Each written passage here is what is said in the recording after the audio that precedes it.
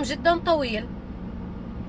كانت امي عندها دكتور اسنان، وطلعنا بدري كتير بدري، لدرجة انه حتى ايلان ما وديته على الاكاديمي تبعته، علشان ريهانة كان عندها مشوار، وحكيت خفت اروح متأخرة وايلان ما يلاقيش حدا في البيت، فاخدته معاي وطلعنا بدري كتير. وامي يا حرام 4 ساعات هي والدكتور عم بيشتغلوا على اسنانها. 4 ساعات يا عالم، 4 ساعات. انا بدي افهم عن جد، والله الموضوع بلش يستفزني. الدكاترة اللي بيشتغلوا غلط لخلق الله، ليه بتشتغلوا غلط؟ ليه بتشتغلوا غلط؟ يعني لولا انه ربنا فتح لنا، يعني جاب لنا هالدكتور بوجهنا، ولا قسما بالله امي يعني اسنانها حرام، يعني باقي كتير تعبانه، وباقي كتير شقيانه، وباقي كتير مرضانه بسبب اسنانها. 4 ساعات بس عم بنظف لها وعم بظبط لها باسنانها. هاي الجلسه كانت علشان يجهزوا للتلبيس، ضايلها جلستين هلا بتلبس اسنان. وانا طبعا يعني هي كتير يعني هو المكان كتير بعيد ساعه، ما فيني اترك امي واروح، فيني اروح على كوفي شوب اقعد، لانه كمان القعده بتوجع لي ظهري، انا بدي امد حالي، وما فيني اروح يعني على اي مكان. 4 ساعات هدول قضيناهم انا وايلان بالسياره. انكسر ظهري، مش قادره انام، مش قادره اقعد، مش قادره، يعني انتم متخيلين؟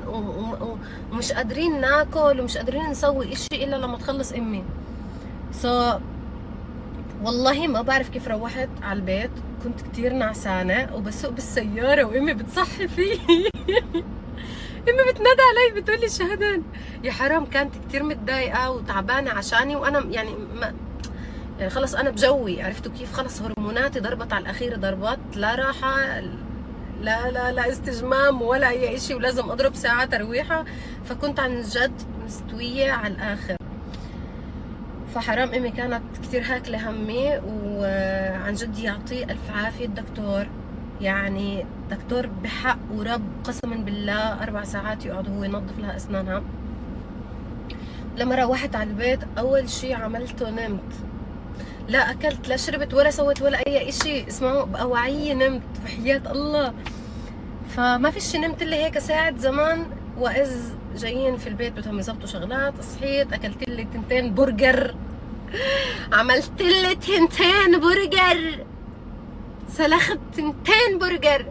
قلت والله ما ارحم، قلت طول نهاري مش ماكله ولا اي شيء، لا 2 برجر عملت. و...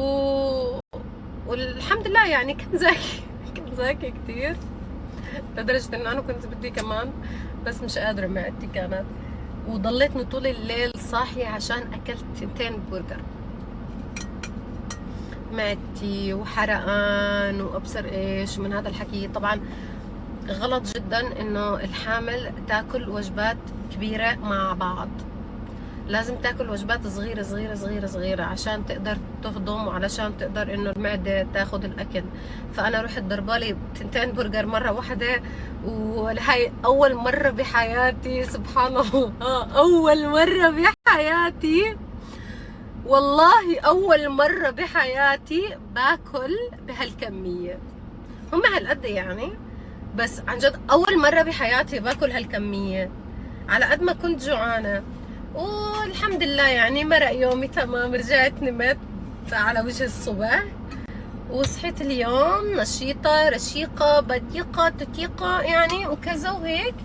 وكان لازم اروح اطلع ورقة لإيلان علشان مدرسة إيلان، انقله منها، فجيبي من هون حطي من هون، يعني اخلص شوية اوراق، يعني كان لازم اجيب اوراق واخلص اوراق واسجل ايلان في الباص واعمل له هاي الشغلات كليتها، لانه خلص ب 31 الشهر راح يبلشوا مدارس. يب ان شاء الله، ما بعرف اذا اليوم كان معي وقت، اذا اليوم كان معنا مجال راح نروح ونعمل تجهيزات للمدرسة عشان اخلص كل اشي مرة واحدة.